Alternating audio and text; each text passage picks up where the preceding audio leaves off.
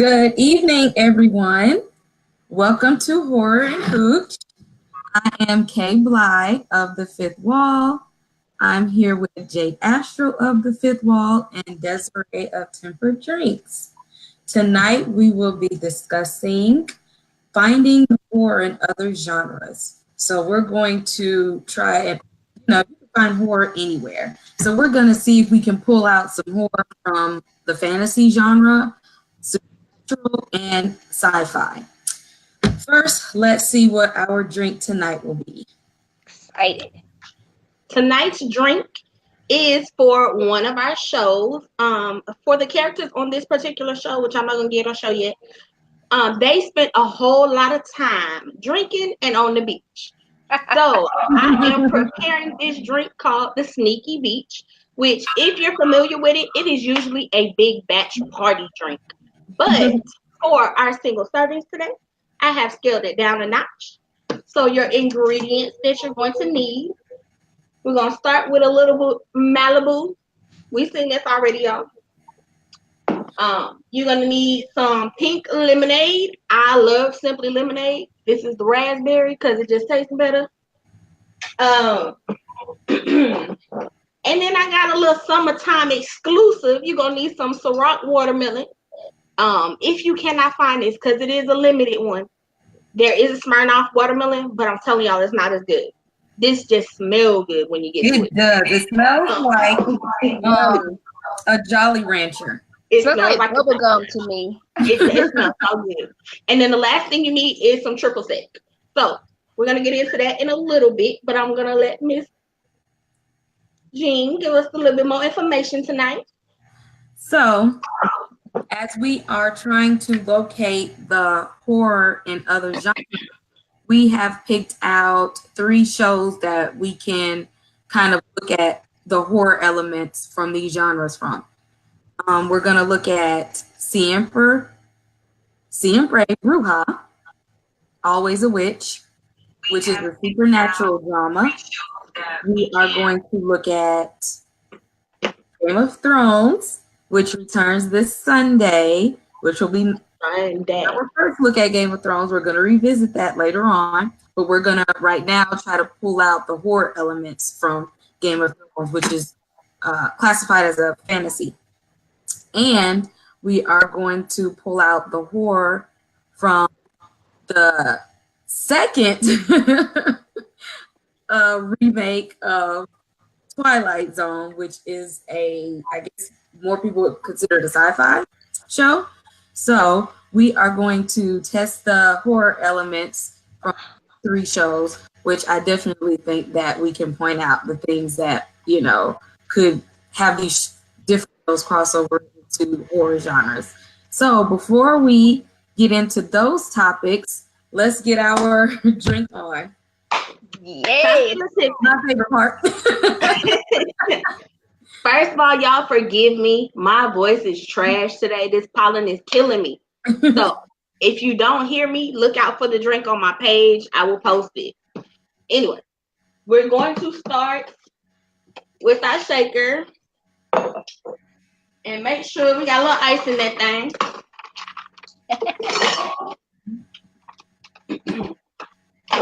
Now for your liquor. This is primarily going to be the Ciroc watermelon. I'm doing about 2 ounces. You can mix this to your liking, but I'm doing 2 ounces of the Ciroc.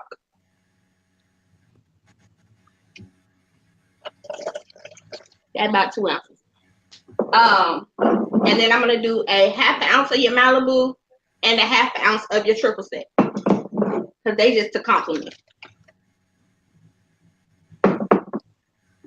So I am actually going to shake this with no juice. I just want to mix the alcohols.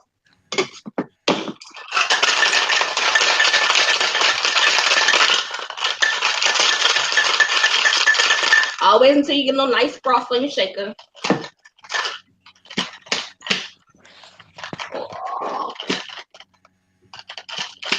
Well, when you're shaking it right, you get a really good seal, which clearly I did today. In your glass, I didn't show you guys this part, but I've got some fresh strawberries at the bottom of my glass under my ice. That's just a little extra It's gonna bring a little more flavor to your drink. And I'm gonna actually strain a little water off this ice. My bad, y'all. So you got that mixed up. You want to put that on your ice, and then we top that off with our lemonade. Yes. And just to be cute, you're gonna garnish it with a strawberry on the side. And we have got our sneaky beach.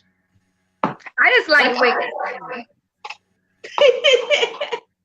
I made this one for Simper Brew House because that's all they did. I promise you, besides the horror aspects, they was getting drunk and they was getting lit on the beach. I mean, with the teachers and all. Jolly Rancher in a cup. Yummy. If y'all like, it's really good. If you like sweet or fruity tasting drinks, it's the one. This one right here is seriously, it's like a Jolly Rancher in a cup. It's this Ciroc.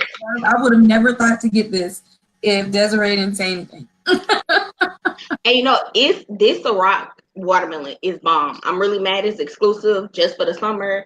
Wow. Hopefully it does really good. And Puffy said, we're gonna bring it back because it's really good. That means you got to stock up on it. At least get 2 or 3 bottles. You know, that's the scam. But you want me to stock up on $40 bottles? Oh yeah, might as well. Cause then when you want it again, it's gonna be gone all summer. Y'all know the way I drink, that ain't gonna be enough. Ooh. Well, hopefully somebody will give you a gift to go along with that gift set. That sounds good.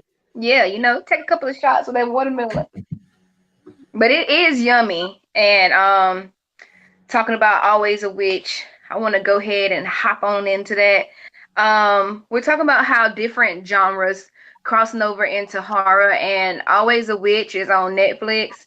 It is more of the supernatural, goes a lot into detail about witches and wizards and healers and different naturalistic things that they use to get their power and their magic from. One thing when it first started out that was a horror to me is seeing her being burnt at the stake. Yes, that opening scene. Yes, and it was heart-wrenching. You right like, there. It just seems so real. And it's like, oh, is this going to be like some witch trial type stuff? Yeah, because at first I was like, oh man, she's beautiful, but she's dark skinned. Are they just burning her just because of that? Like, she's a slave? Is this really true that she's a witch? So I had to keep watching it just to see like what was going on. And she really was a witch. She was a born witch. She was raised on the craft by her mother and her uncle, who was really her guardian. And then what happened was that she was a slave that was at auction, and the prince, if I'm not mistaken, his name was Cristobal. Yeah. He fell in love with her like first sight, and he had to buy her. So that's kind of how she ended up. How horrible. He had to buy her. I know. He had to buy her. But that's what was going on. She was back in the times of slavery. And what happened was his family was upset when they found out that they had like a love affair and they were together. And so the father, just to keep his son away from a beautiful brown girl, shot his son. Yeah. Ain't that crazy? That's a crazy man. It's like he really killed his son. And then to be with a beautiful, powerful brown woman. But anyway, so what happened to Carmen is that when she was locked up in prison after the son was pronounced dead or whatever, she ran into a wizard. His name was Aldemar. He gave her, like, how can I say, a deal. Like, hey, if you can go into time and do something for me, then I can do something for you. What is it that you want? What do you desire? And so she just wanted her man to come back, or for her to be able to spend that time with him. So she goes back into the future. She's like in our time, like 2018, 2019. And so she runs into a dude named Johnny Key, who is actually the grandson of the lady who is like the heir of where Carmen lived. I don't know how to explain that. Like, the same building that she lived in, the same house and Yeah. was still up in 2018 and 2019. So when she went back there, she ran into Johnny Key, and he's kind of been like her, like, guidance throughout the modern times. And one thing that I thought was real funny that they did, because he was so curious about witchcraft when he learned about Carmen, is they played with a Ouija board. And that scares a lot of people. Now, you know, you ain't supposed to mess with no Ouija board. Me too. I ain't playing with no spirit. Child, you don't know who you talking to. You don't know if you're talking to the devil's spawn or if you're talking to your auntie. You don't know. There's so many movies like that too. Like, I don't play like that. And yeah, and they did, because sometimes when you playing with something, you don't know what's happening with you when you have something that powerful. And they did make a mistake and let somebody through. But, like, not trying to get off the show, but back onto the Ouija board aspect, what creeps me out about the Ouija board is we know it's a portal, right? Why are we still selling it to children? Because folks want to act like it's not real. Yeah. They want to act like that stuff's not real. But then what's the main agenda? Like, are y'all trying to open up as many portals as possible? Like, why are y'all selling these to children? You sure be looking for that conspiracy. I ain't even thought about it. Girl, I'm sorry. I'm trying to stay as woke, even if I sound sleep. I'm trying to stay Shoot. But I could be thinking about that. Like, really, why do y'all sell these to kids? Just like with the tarot cards. Like, they try to make it seem like it's something that it's not. Like it's a game. Yeah. It's, it's okay. If you don't have knowledge on those things, you really just don't know what you're getting yourself into, what type of harm you're causing yourself or others around you. So that's like the gamble that Carmen and Johnny Key took. And thankfully, they ran into a ghost who was just lost because he committed suicide. And it was actually like one of the dean's son. And so, like, Carmen basically used her gifts to help him pass along. But it could have been worse. It could have, girl. It could have been a bit worse. I mean, eventually it got worse. He kept playing with stuff he ain't had no business. Yes, he did. And what happened is when he kept trying to get in touch with the wizard somehow, and he knew that there was a good one and a bad one, right? So he kept trying. What was the bad one's name, though? Aldemar? No, that Aldemar really was the bad one, but the one that they proclaimed, like the one that was his son. What was his name? Oh, Lucian. So what did you say, Jean? Lucian? Yes. And it was actually the other way around. So, like, when Johnny Key was like trying to meditate and reach out to Aldemar, he really got in contact with him, but he got scared because he thought he got in contact with the opposer. But at the end of the whole show, you find out that Aldemar really is the evil one. Like, he really was using Carmen because Carmen is, like, if you want to call it, like a high priestess. She really has that natural gift and that light. She was a healer. That's something that I really liked about it, is they showed that aspect, because that's something within our culture that people kind of like look at and be like, oh, that's witchcraft. But I don't know. My grandma been telling me about witch hazel all my life. My grandma done been telling me about sage and everything else that you need to use to take care of yourself. So that's one thing. Her form of like witchcraft is like, she wouldn't probably even in her culture call it a witch, is what everybody else would call it, because it was just part of their religion. And that's why they weren't scared of her. She wasn't doing nothing evil. No. Doing nothing to hurt anyone. And she herself she said, I'm a healer. And when anybody was sick or they were hurt or they did her best. Yes, and they were depressed, she was just like, let me heal you. I can help you. And that's where, it came into play. So her form of witchcraft was more or less, it wasn't about devil worshiping. It wasn't about evil. It wasn't about harm. She literally said, I'm a healer. Yeah. And none of her friends were afraid of her for that, because she literally was there to help them. Right. She just really had to believe in herself. I mean, she was going to get some powerful stuff though, but at the end, she came up on top. So, I mean, I really liked Always a Witch. It Me didn't too. get it didn't get the response that I thought it was gonna get, but I think it's because it's actually in a whole different language. Mm-hmm. It's a Spanish show, That was so my problem.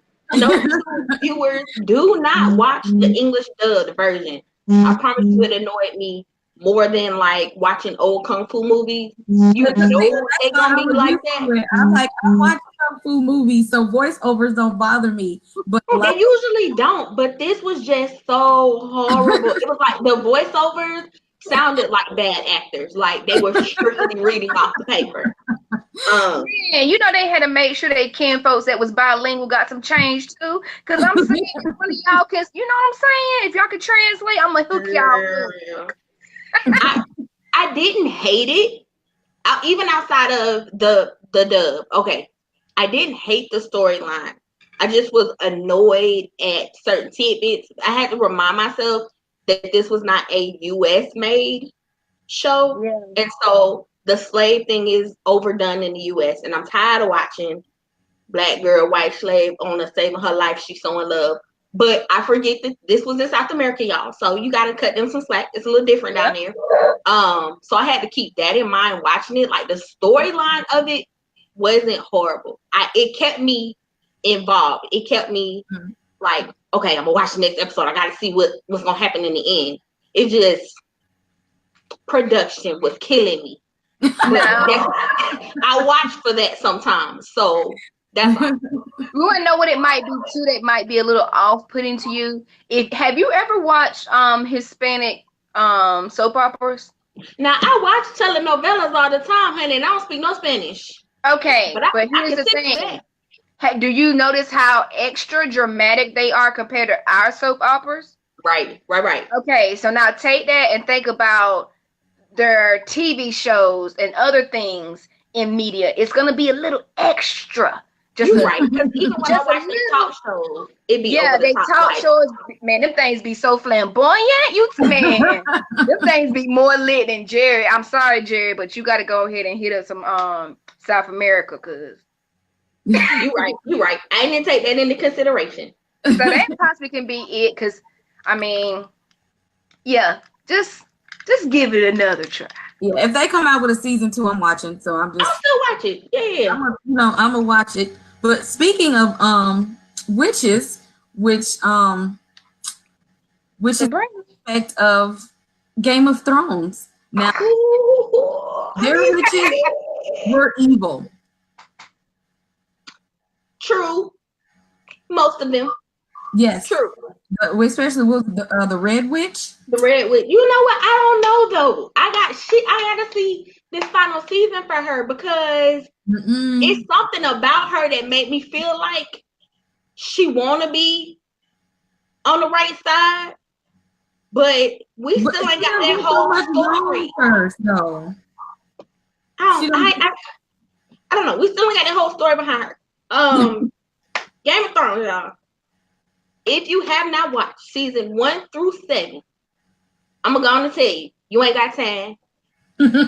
Season 8 start on Sunday. You ain't got time. Please catch me up, boo. So it is a whole lot to catch up. Right? So winter is here. Ready. I'm ready. Winter is here. It's not coming. It's here. Winter is not coming. It's here. It's here. I will give y'all. Somebody sent this to me. Boo sent this to me. It is a writer's guide to 21 episodes that will get you through to season 8 with a full understanding. Y'all got a pen, y'all got a paper, write this down. I'm gonna give it to you right now. Pen, paper.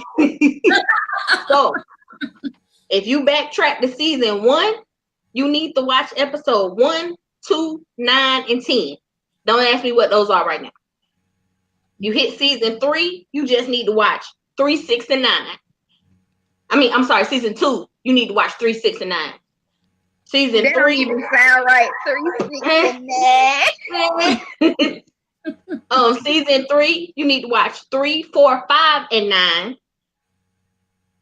Season 4, you need to watch 6, 8, and 10. Season 5 is 1 episode, episode 8.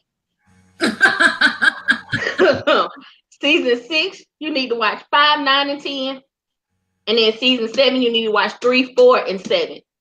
Now, them 21 shows, you got 21 hours. If you ain't doing nothing this weekend, you can catch up.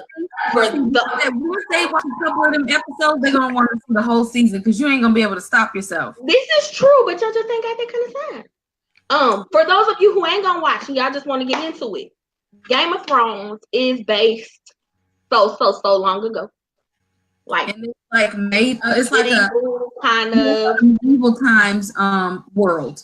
Yeah. Westeros, you have all the kingdoms, you have several houses.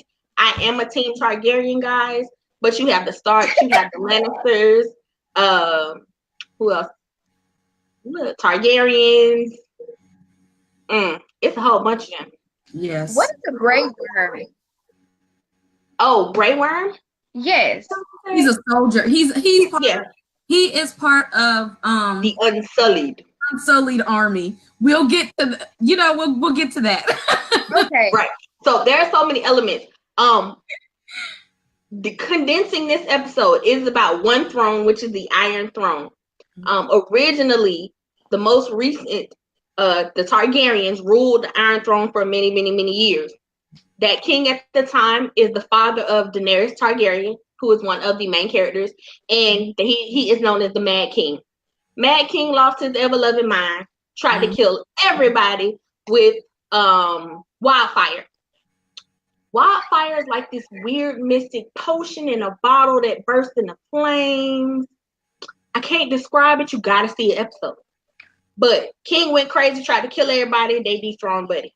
He had to go. He died. So that took the Targaryen family away from the throne. And after that, people were steady fighting over it. At the time Game of Thrones starts, the Starks in the north, their family is on the throne, and the king is killed. They are overthrown and moved from their castle. And that's when the good shit starts. Yep. Desiree. Well, I'm a finish. Okay, there we go. Oh, she came back, girl. One of them dragons picked you up. What That's the son. Yes, when you left off where. Wait a minute, y'all. Did I just lose everybody? No. Wait, we right here. We see you.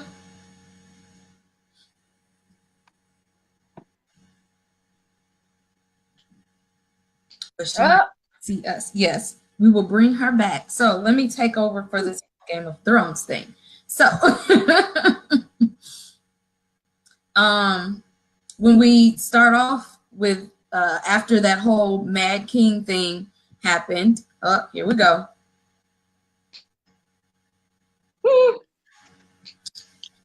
What had happened was, we were telling them, so start from when, after the whole thing happened with the Mad King, now we're starting off in season 1, and the Stark is still alive, right? And, Ned Stark is still alive. It wasn't that long, but Ned was dead in the first couple episodes, y'all. Yeah, just to let y'all know. Side note: if you want to begin the Game of Thrones, please don't get attached to anybody. Don't get attached to anybody. Do not like anybody. Nobody. Do not fan for anybody. No, because this show almost certain season 8 for the kill everybody. Twice about it. This show will kill off a whole family. What? Everybody. Hurt my see. That's why I don't be watching the Red shows. But yeah, it's a lot of info. So I'm gonna give you a short spiel. You got Ned, he dies, he's daddy. He got all his Stark children. Stark family.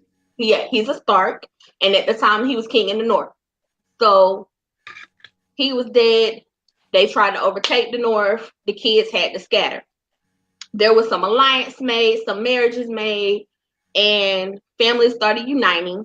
But the whole point of the Stark family was to get back to the north. And that's my castle. That's where we reign. we couldn't take it back. It went through like 3 different sets of hands, y'all. Before they ever got back to it, but they do get back to it. In the meantime, Arya Stark, who is the youngest daughter, becomes a savage. She figures out how to have no face. Y'all have to watch season to find out what that means. Let's call Arya Stark. She's like people compared her to like Bruce Wayne. Like, you come from a well-off family, you see that there's a lot of wrong in the world, you go off, learn how to come back and kick ass. She got cold. She beasted in the last season. Her sister is my least favorite. Well, let me say that back. She was my least favorite until this last season. Yeah, she was my least favorite till season 7. She was pretty much married off and still trying to keep the role of royal family and the bourgeois, and it just wasn't working for her. She got swindled and scammed several times. Who else we got? The bastard son. He was sent to the wall. So let me tell you about the wall, because it's the most important feature in this show. Let's talk about Jon Snow is supposedly Ned Stark's illegitimate child. That's why I call him the bastard son. In theory. So yeah, in theory. He's like, sort of highborn, but not really. It's like, they say that, Ned is his dad and he's, kind of royal, but his mom was not. So people kind of look at him like, sideways. So he basically went off to join, which is the wall, which is knights or protectors. And he joined the Night Watch. Yes. This wall is to keep out certain things. Well, they initially thought the wall was to keep out the people called the wildlings, which were just a tribe of people who did not conform to the everyday civilization. They were kind of like bucking the system. We live on our own. Kind of like these islands that we ain't supposed to be touching, and every time some white folk go down there, they get killed. that puts you in the mind of the wildlings. Like, don't mess with them. Leave them out there. Yeah. And you keep your life. So they put up the wall to keep them out. But when Jon goes to the wall and he becomes part of Night Watch pretty much devotes their life to protect the wall. They don't take no wives. They don't have no families. None of that. Gets out there and he discovers the first bit of horror that kicks up in Game of Thrones, which is the White Walkers. White Walkers put you in the mind of zombies, skeleton, undead, all in one. But they're way scarier. They are the scariest version of zombies that you can imagine. And they're that way because once you die, you're automatically part of the White Walker. So they kill. It's like while you're fighting them, they're getting members of their army by killing off the living. So the more you fight them, the more the living die, the more they got an army. The more they get to their army, and they're led by somebody called the Night King. The Night King is smart. He is a higher functioning zombie. He plans. He strategizes. He is skilled. The Night King is not one to mess with, and they look creepy. Like, these are like the creepiest zombies you will see. And they call it winter is coming because the White Walkers, they only come out in the snow. Yeah, and that's a good thing. I missed. My bad. When we start the first season of Game of Thrones, it has been a very, very, very long summer. You got to keep in mind this is way back in the day when seasons didn't come annually. They kind of went on for long stretches of time. So it had been a really, really, really long summer, and there had been no threat. But so that winter is coming was just an ominous warning all over the beginning of the series. But in addition to the Night King, there are 3 other lieutenants that he have. And so the Night King and his 3 lieutenants put me in the mind of the 4 horsemen. And that's what I kind of related them to because they're bringing about doomsday. They are the messengers. They coming for you. Like, they're the only 4 that are kind of cognizant of what's going on. And they're hard to kill. You can't kill them in the way that you kill regular zombies. Well, it took them 7 seasons to figure out how to kill any Night Walker, so they was all hard to kill. Yeah, so they're How you really, kill 'em? really, yeah, they're really hard to kill. So Dragon glass. There's this stuff called dragon glass, which the dragons are the favorite part of Game of Thrones for me. so now why the whole war for the Iron Throne is happening? Like, who is going to be the new ruler of the Iron Throne? Because you got the Lannisters after it, you got the Starks after it, you've got the Targaryens after it, you've got the Baratheons after it, and thinks that they got enough power to come over here and take the Iron Throne. The Greyjoys.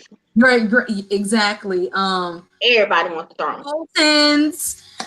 We'll get into him in a minute, but so while this whole war is happening, everybody's missing the White Walkers. People that know about the White Walkers are the Night Watch, and they're like trying to tell everybody, y'all are fighting the wrong thing right now. Like, y'all are worried about who's gonna get the Iron Throne. Nobody's gonna make it to the Iron Throne if we don't take care of the White Walkers. And at the time that they were fighting the wildlings, they didn't realize the wildlings were helping them by giving sacrifices to the White Walkers. There's an episode where you see a baby left on a stump and he's crying in the middle of the woods.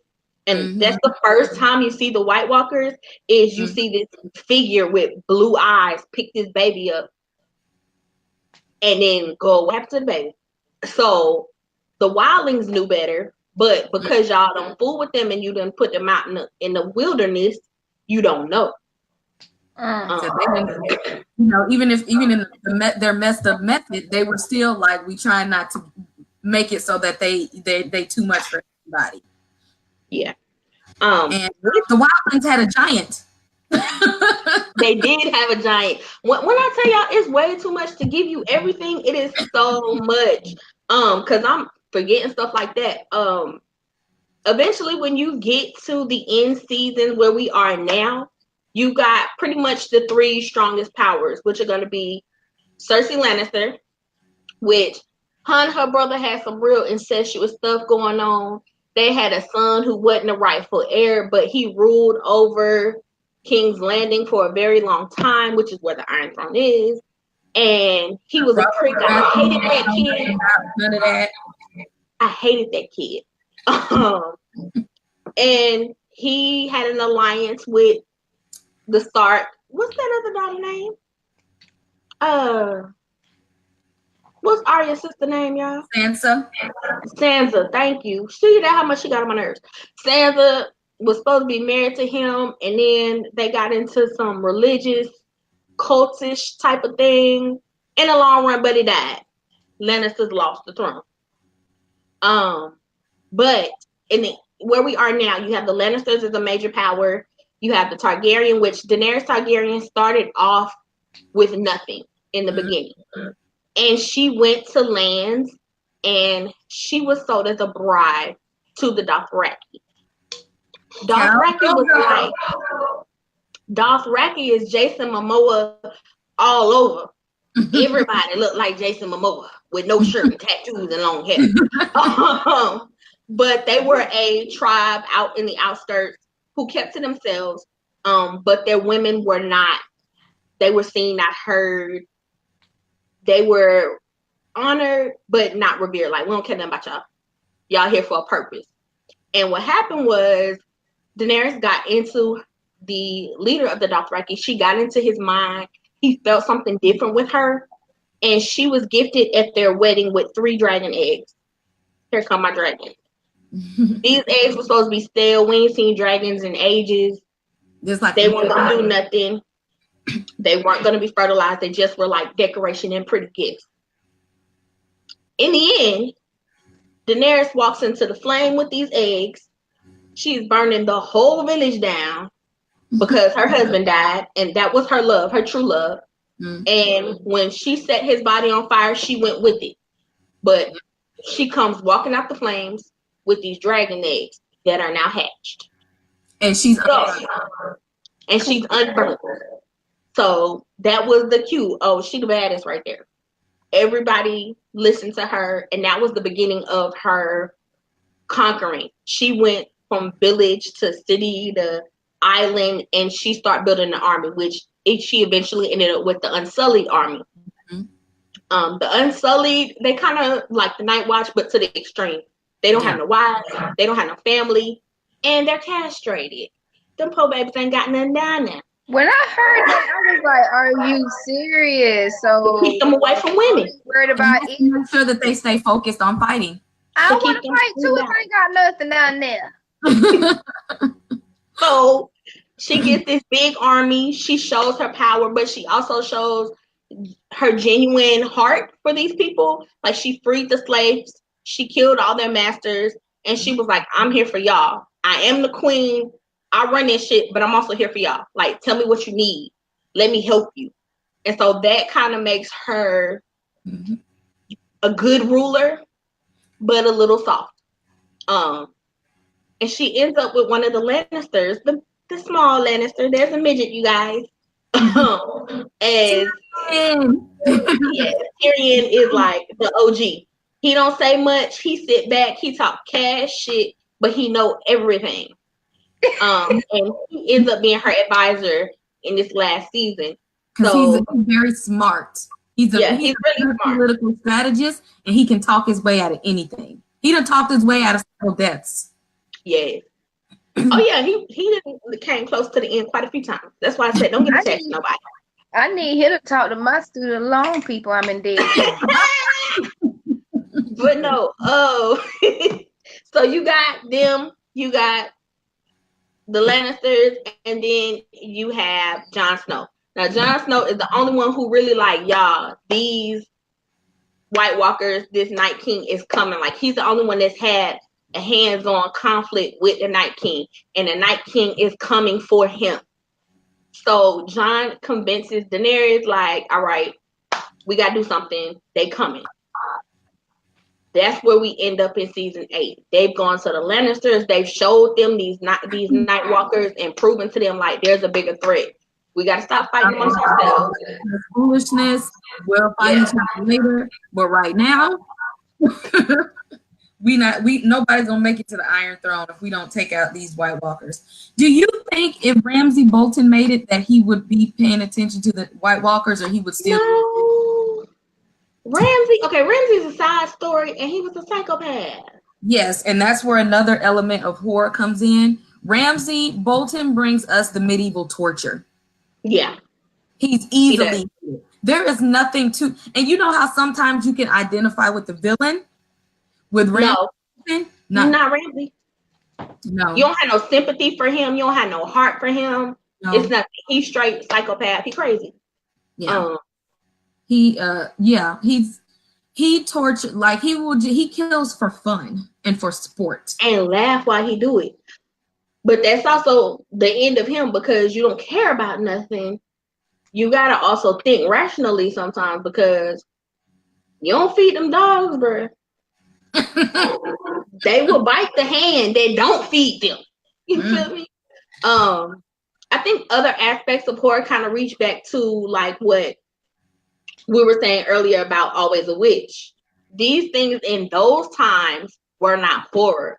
But I think the medieval times, those old centuries, those stories that we tell over and over about dragons and monsters and witches, like at one time it was just the norm. It was what life was. And so now we hear it like old folk tales or stories, and we don't believe it anymore. But I think at one time there was some truth to all this. It has to be. That there's no reason we would hear about it if it was never ever true. Like, who just sat down with a good imagination and was like, yeah, dragons. Let's think about dragons. What about witches? I think that this gives you the origins of everything that's horror now. You get the witches. Somebody had to be something somebody was afraid of at one point. Yeah. So you get the witches, you get the monsters, the dragons, the White Walkers. And what's his name? Sir Gregor, the one that protects Cersei. Oh, and yeah, he's like a Frankenstein almost. Yeah. So you get all these different aspects. He's sound like a whole pot of stuff. Yes, Cersei, who was she's like the head of the Lannister family now. At night, that protects her, but he's not really human. He's not alive. He died. And I don't know how he came back. So she has a goon. She got a goon. But like a real goon. That's what I'm saying. Like she got a goon. She got a goon. So before they try to kill Cersei, they're gonna have to take out Sir Gregor. Right. it's so many side stories, and like with Arya, the faceless man, like I don't even know that he had all the faces that he wore. Like that could be a creepy element. Like you doing all this training and you don't understand what it means. Like a girl has no name. A girl has no name. And then you go in and you see like all these faces.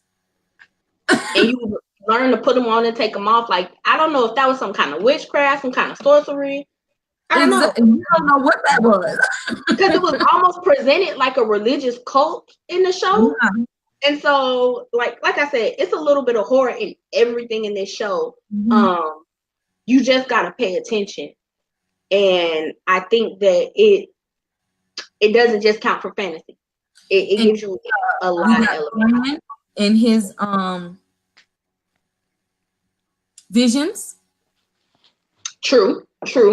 The people that the sorcerers and the prophets that Bran has ran into, and the three-eyed raven. Yes. That scares me out. I don't like ravens. They bad omens. So then you show me a raven with 3 eyes for what? Right. It got 3 eyes. Yes, we are going to recap the final season of Game of Thrones after this season ends. So for everybody that's Game of Thrones fans, the ones who want to jump in and catch this final season, I promise you the show pays off. You will be stuck, thinking about these episodes for a while. I'm probably going to have to drink every Sunday because my nerves are going to be... On a Sunday? Look. Yeah. Wait a minute, you wear my shirt today, girl? I drink on all days that start with T. There's Tuesday, Thursday, today, Saturday, Sunday, all days. Ain't nothing wrong with that. Shoot, I was just saying. That went through somebody's head. Somebody's head was like Sunday. If you said Monday, you would have had to have a beverage. A refreshing beverage after the red wine. Yeah. Oh, yeah. You would have had to have a refreshing beverage after Hodor. You needed some Kleenex and some of everything for that. I wasn't ready. That story was a killer. And I blame Bran for that and his visions because he's the one who did that. He gave Hodor that horrible glimpse of his future that he could recuperate from it. Yeah. And I'm like, I needed a drink after that. Most definitely. Drink after, oh my gosh, it was so many episodes. that when we finally seen the whole fight with the when the Boltons decided to give back the one brother and he shot him and that whole battle happened. But when they burnt the other brother, I was so hurt. Yes. I really thought that baby was up there dangling, burnt up and melted. It was horrible. Like I said, you gotta watch. You gotta catch up. We're definitely going to do a season 8 recap review. We ain't gonna talk about nothing else. We talk about only season 8. So when it's time and the season is over, be looking for that. So take your notes. Write down some questions, your comments, because we're going to discuss that when the season ends. The last series that we're going to pull the horror from is the new Twilight Zone. The new Twilight Zone, because this is like the 3rd reboot for the Twilight Zone. And so far, they haven't been disappointing. Jordan Peele has, did it again. He is Yes, he is really becoming a true master of horror here. Even though people would consider Twilight Zone sci-fi, of course, in every bit of sci-fi is just not sci-fi without some horror in there, okay? those two go together like peanut butter and jelly. So far there have been 2 episodes that have aired. The first episode was The Comedian. Yeah. I would call this a show of be careful what you wish for. And has anybody ever heard of the phrase, the law of equivalent exchange? Yeah. Oh yeah. That yes, if you want, give and take. Yes, something is going to be, given up. And so the main character was a comedian whose career wasn't going anywhere. And he had been at it for years and he wasn't getting anywhere. So he meets a comedic legend played by Tracy Morgan. And he's just like, if you really want your material to be funny, you have to make it about something in your real life. But I just want you to know when you put it out there, it's out there and you don't get it back. Ooh. Yes. That's true. He didn't know what that meant until he did a comedic routine and he was talking about his pet. And people liked it. And they laughed. He never had an audience laugh like that before. And when he got home, he was asking his girlfriend, I think it was a dog. It was a dog or a cat. I want to say it was a dog. And he's just like, where's the pet? Where's that? And she's like, what are you talking about? We don't have a pet. Oh. And he thought she was playing with him. And he's literally still I'm going to look for my, going around looking for it and stuff. And so the next day he tries to go in. He has another show. He tries to go in with the same old jokes that nobody laughs at. Didn't work. They had it was either a little cousin or a nephew visiting.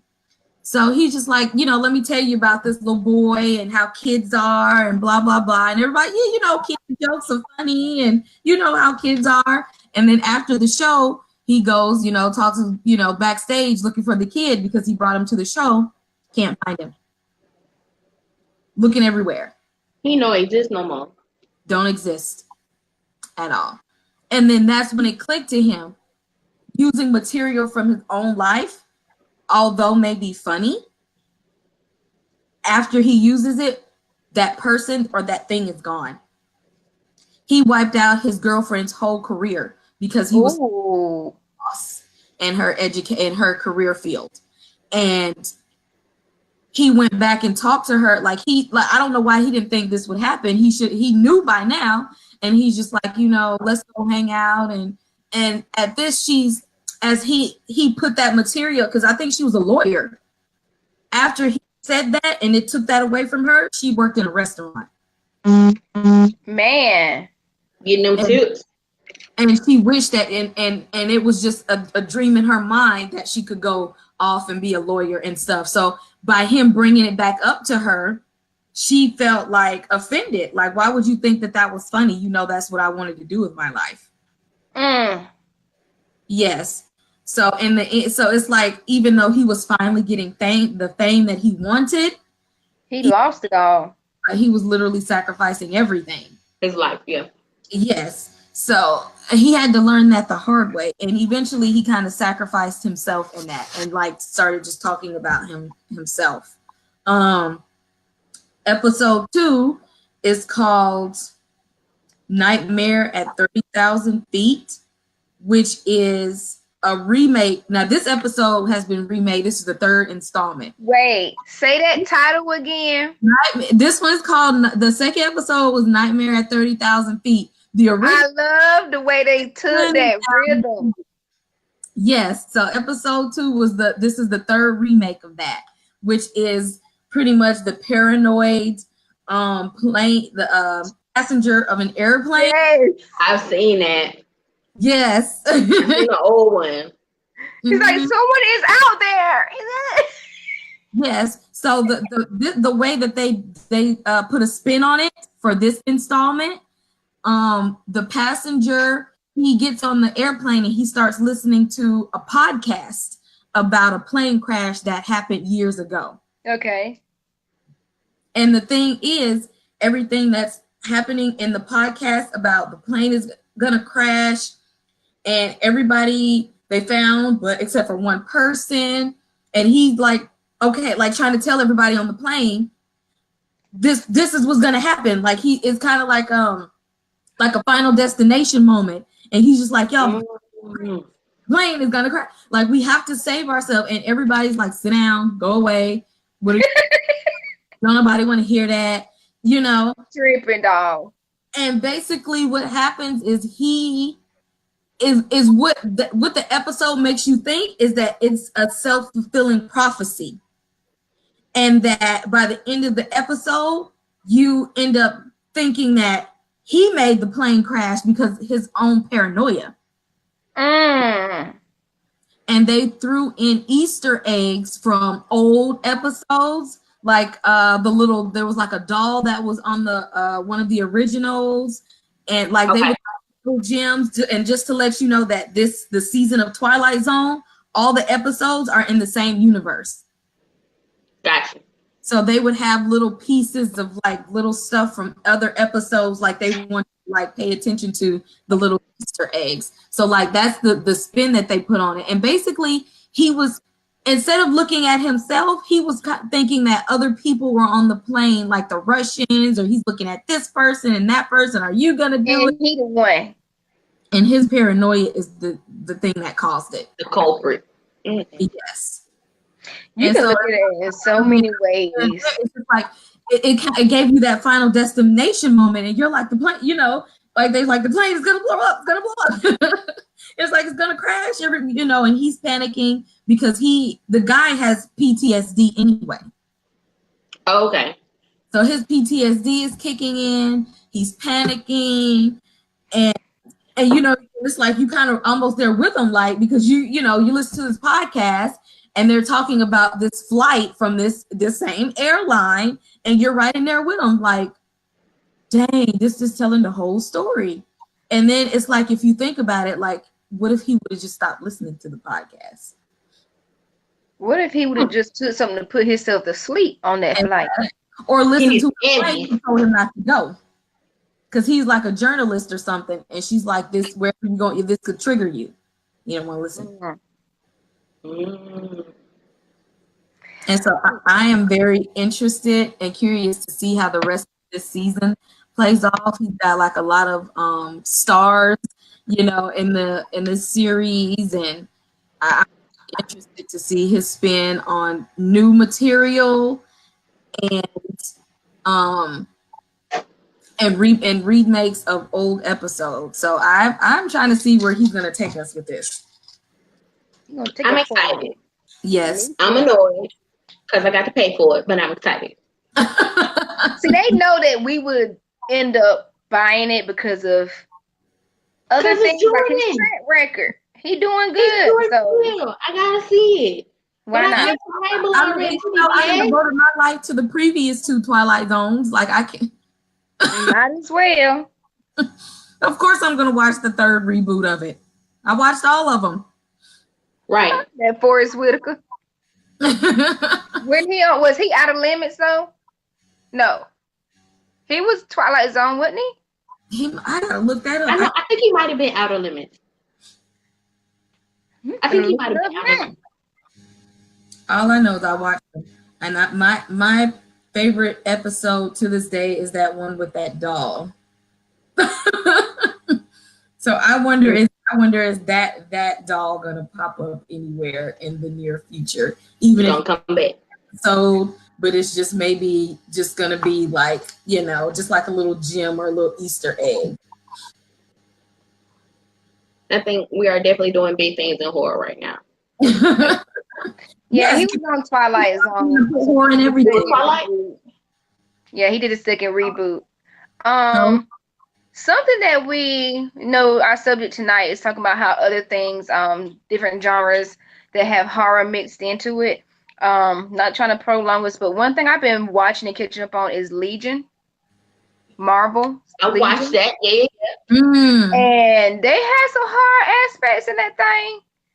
Like, to me, what I'm getting at, like, That little creature scares me. Like in the beginning, when you're first watching the first season and you're seeing the things that the guy is seeing, like the Oh, character because from the Legion book. he's supposed to be Professor X's son, right? Mm-hmm. Yeah. Yeah. So he's definitely got some. He got some issues going on. So you get to see what he's seeing, and that was scaring me in the first season. The thing with the yellow eyes and the little boy from the book that would Yeah, just pop up. and now you see how just like Marvel and comic books are like, let's Nightcrawler in horror. Everybody want a piece of this action. No, not Nightcrawler. It was like the parasite that was that had been with him ever since he was a baby. Oh, you talking about the boy, the son? Oh, okay. Yeah, he had like this thing that was following him and basically living mentally with him In his ever mind, yeah. since he was a child. And Mm-hmm. it had like yellow eyes. It was real big and obese, and Mm-hmm. it was real creepy like. And it to me like it had like a pedophile type of approach because it was just creepy, man. I mean, I don't know. Have you seen it? I haven't made it all the way. I started it and then I stopped it because I got sidetracked by the other show. Shoot, if I want to try and tell you the name, I could. The one that's got Magneto's daughter. Oh, the twins. Gifted. Yes. Gifted. Yeah, I got sidetracked by Gifted. And I started watching that. It's too many superhero movies out here, shows out here, like Cloak and Dagger just came back on. Oh, yeah. Trying to get back on that. I watched it. I think I recorded it, but I didn't watch it yet. Yeah. So I kind of wanted to bring it up because you're right. You got a lot of stuff that's coming back around, and if you pay attention to it, there's a little piece of horror. Yeah, and like people are wanting a little piece of everything right now. Yeah, everything. Before we get out of here, I want to remind everybody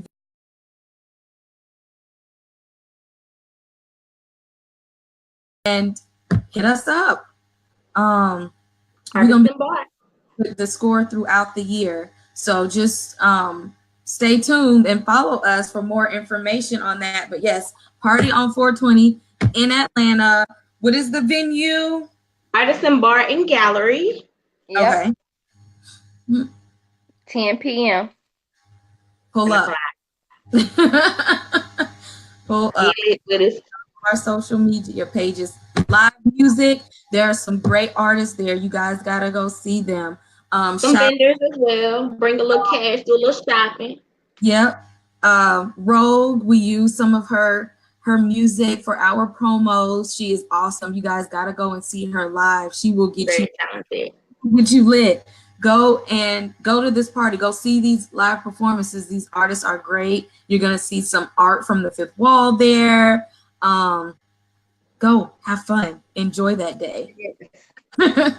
Once again.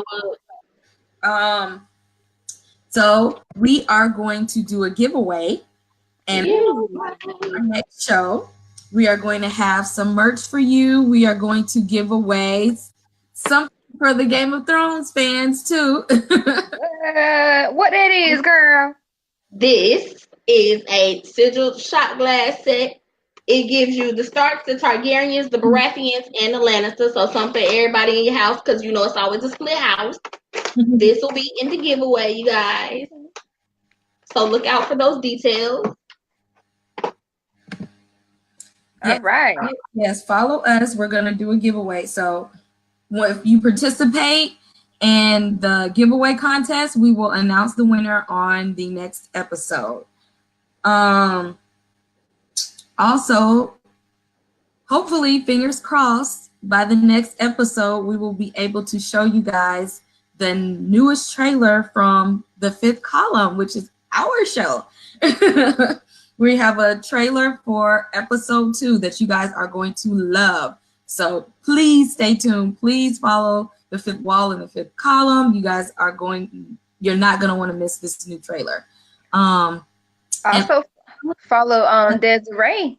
Follow Temper Drinks. She is also on Instagram and Facebook, especially to get the recipes to these drinks. Mine is Gone. Just a little bit left in there. If y'all want to see me live in action, you got an event, got a party. I will be booking for the summer date starting at the 1st of June. So hit me up now if y'all need somebody for your cookouts, your barbecues, your birthday parties, your bar mitzvahs, whatever.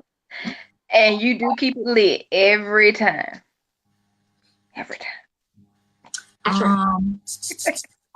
And lastly, yes, our next episode will be the 10th one, you guys. So we are great for that one. Yes, we will be on episode 10 already. We are excited for it. We're kind of just going to talk about ourselves, kind of like what kind of sparked us to want to do Horror and Hooch. Kind of like giving our own history of horror fandom, I guess you could say.